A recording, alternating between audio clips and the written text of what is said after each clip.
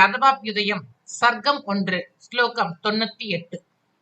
இதிதான் அனகாதேசக சமாதிஷ்ய ஜனார்தனக அவதீரித துக்தாப்தீர் மதுராயாம் மனோததே.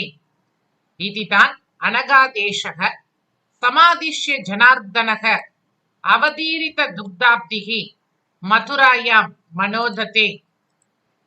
இவ்வாறு ஜனார்தனன் தேவர்களுக்கு கட்டளையை பிறப்பித்து அவர்களுக்கு உத்தரவிட்டு அடுத்த கணமே திருப்பார்கடலில் ஆசையற்று மதுரையில் பிறக்க மனதை வைத்துவிட்டான். ஜனார்தனன் என்கின்ற திருநாமம் மிகவும் அழகானது. ஜனங்களை பீடிப்பவன் என்று பொருள்.